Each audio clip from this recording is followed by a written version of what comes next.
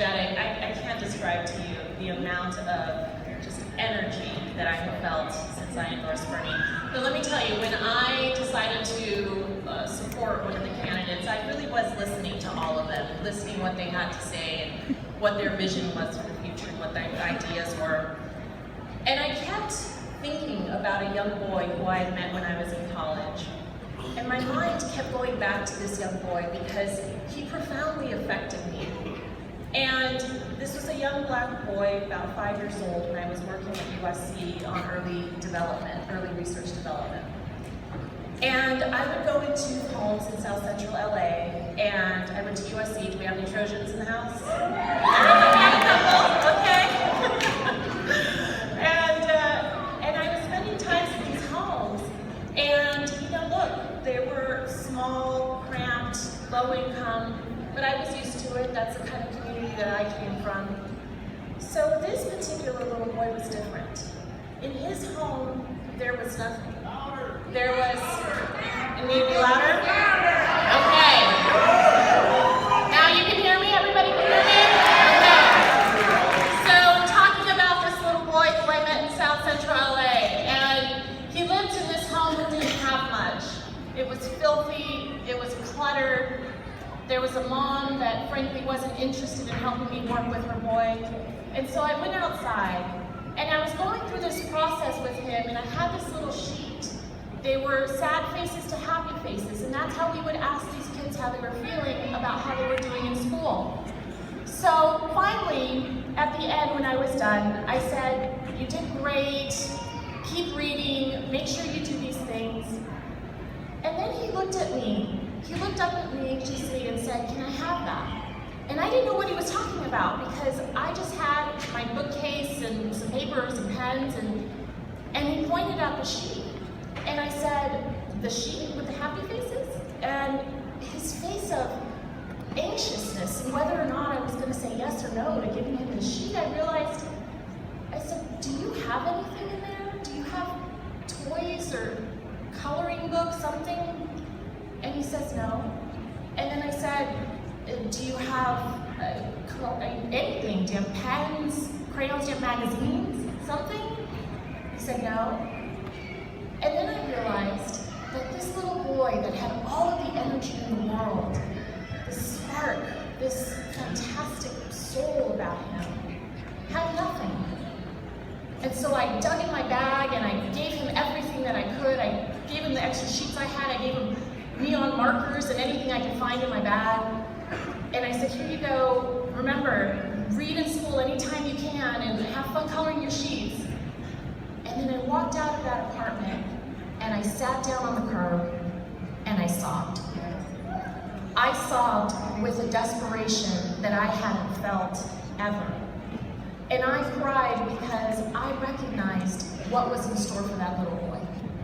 I recognized that, statistically speaking, that little boy was likelier to end up in prison or dead than he was in college. And I felt like there was nothing I could do about it. Until I realized that there was something I could do about it. Until I realized that change is achieved one person at a time, one day at a time, and one vote at a time. And I think about this boy all the time, and I wonder if he made it. I wonder if he beat the odds. I wonder if he got lucky like I did. Because we used to live in a country where more often than not, you could make it if you tried. Where upward mobility was a tangible thing, where education was the key to success, but that's not the America that we live in anymore. Fewer and fewer Americans are able to break the cycle of poverty. Wages are stagnant or declining for almost everyone except for the 1%. And our political system is dominated by millionaires and billionaires. And the key to success, that great equalizer that is education, is becoming largely unavailable or becoming a weight of massive debt around the necks of young people across this country and across a generation of people. How did we end up in a country where you can break the cycle of poverty only to end up in the cycle of debt? I believe that Bernie Sanders wakes up every single day with these issues on his mind.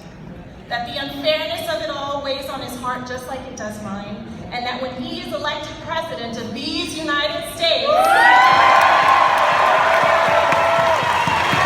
will do whatever he can to make this country the land of opportunity again, the land of opportunity for all of us, and that he will lead that charge with many millions of Americans behind him, all of us behind him, and he will lead the charge against the unfettered Wall Street greed that has threatened the very existence of our middle class and has shackled so many more into permanent poverty. I believe now that more than ever, we need a political revolution.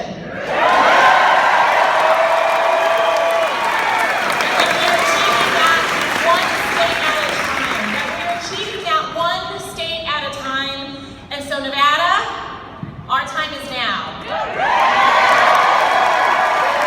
no matter how tired we are, no matter how many conversations we've had, go and have some more. Go and talk with more people, have those conversations, because we're not quite there yet. That finish line is a little bit later, but for us it's on Saturday. And we are going to get there. And once we get there, it's going to be up to every last one of us to demonstrate to the world that yes, we still believe in yes we can, and no we can't is not an option. It's not an option for me, it's not an option for you, it's not an option for any of us. And on Saturday, we will demonstrate that Nevadans believe that we need a political revolution, and that Bernie Sanders will continue to move forward in this process until we elect him the nominee for our Democratic Party for President of the United States.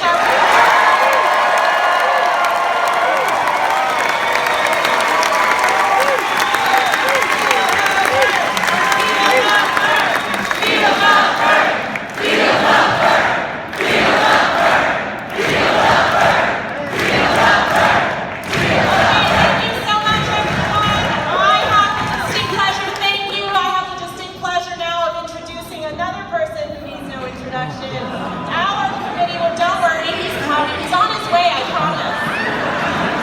He really is. We were told he's on his way. Erin Bilbray is your state committee woman. One of the few courageous superdelegates who have pledged themselves to Bernie Sanders.